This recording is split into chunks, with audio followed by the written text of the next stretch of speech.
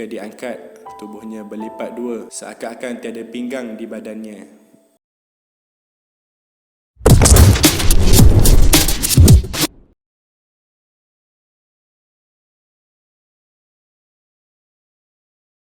(29 Oktober 1981). Suasana pagi yang hening di kampung air panas Ulu Legong, Kedah dikejutkan dengan deruman enjin dari trak Volvo berkapasiti 4 tan. Trak tersebut telah dinaiki oleh 9 orang anggota dari pasukan 22 Regimen Askar Melayu Diraja.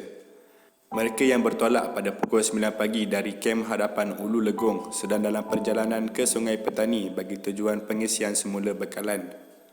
Tugasan mereka kali ini diselaras oleh Lance Corporal Hashim yang bertindak sebagai ketua kumpulan. Memikirkan tugasan kali ini sebagai tugasan yang santai dan bukanlah bersifat serangan, mereka langsung tidak menjangkakan ada sebarang serangan dari pengganas komunis. Sangkaan mereka ternyata meleset. Setibanya mereka di sebuah jambatan, tiba-tiba berlaku satu letupan bom yang dipercayai ditanam di sekitar jambatan tersebut. Impak dari letupan ini mengakibatkan trak tersebut terbabas ke bahu jalan. Dari atas bukit, terlihat kelibat seorang lelaki membedil satu peluru roket pemusnah kereta kebal, bazooka, ke arah mereka. Peluru bazooka yang dibedil tadi tepat menghentam bahagian depan enjin menyebabkan berlaku letupan yang besar kepada trak tersebut. Letupan tersebut mengakibatkan pemandu trak mati di tempat kejadian manakala anggota-anggota yang lain mengalami kecederaan yang parah. Anggota-anggota yang lain tercampak keluar dari trak. Masing-masing mula mencari tempat perlindungan di sekitar kawasan tersebut walaupun keadaan tubuh mereka sudah mulai lemah kerana mengalami kecederaan yang parah. Mereka cuba mengesokkan badan ke arah pokok untuk berlindung, tetapi semuanya sudah terlambat.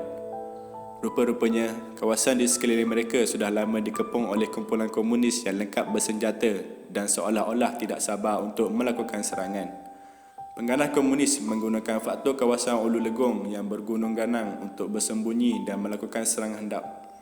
Dianggarkan terdapat lebih 43 orang komunis yang lengkap bersenjata sudah pun bersiap sedia mengepung kawasan tersebut. Serangan mereka kali ini diketuai sendiri oleh ketua komunis Chin Peng. Seakan-akan sudah hilang nilai kemanusiaan dalam diri mereka. Tiada sedikit pun belas kasihan yang diberikan apabila melihat keadaan askar Melayu yang sudah lemah pada ketika itu. Mereka kemudian membedil ratusan peluru secara bertali arus ke arah askar Melayu yang sedang berlindung di sebalik pokok. Tembakan yang dilepaskan selama 15 minit itu kemudian berhenti. Suasana bingit dengan bunyi tembakan kemudian bertukar sepi. Melihat tiada tembakan balas dari askar Melayu, pengganas-pengganas komunis yang bersembunyi di sebalik pokok perlahan-lahan berlari turun ke arah mayat-mayat askar Melayu.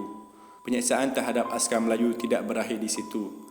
Mayat askar Melayu yang lengkap berpakaian celoreng kemudian dikumpulkan.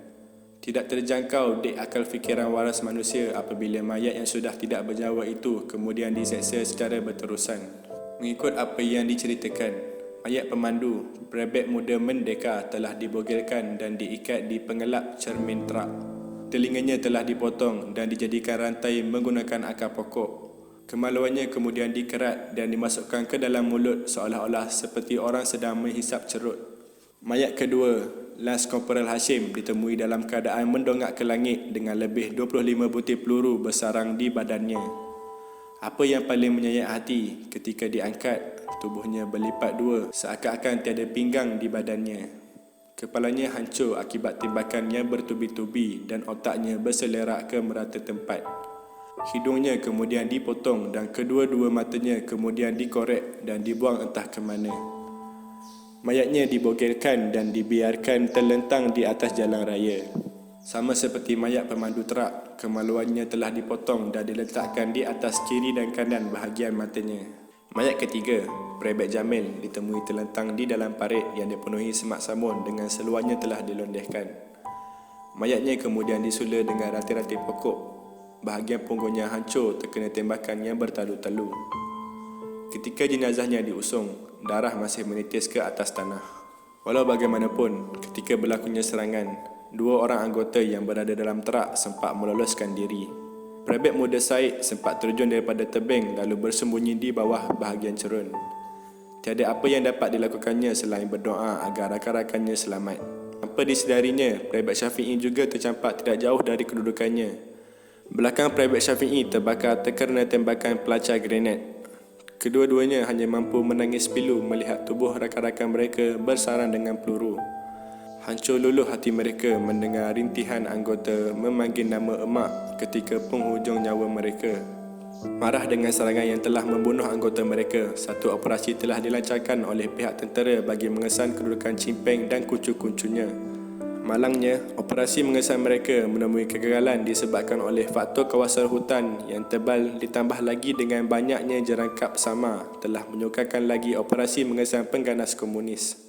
Anggota-anggota yang terkorban dalam serangan itu adalah Lance Corporal Hashim bin Sulaiman, Private Rosli bin Mat Nayan, Private Jamil bin Mahmud, Private Jamil bin Abdul Hamid, Private Muda Merdeka bin Ismail, Private Mazlim bin Wasal dan Private Muhammad Kambali bin Sodeli. Nama-nama anggota yang terkorban telah diabadikan di Muzium Tentera di Port Dickson selain turut terpahat di Tugu Peringatan Ulu Legong.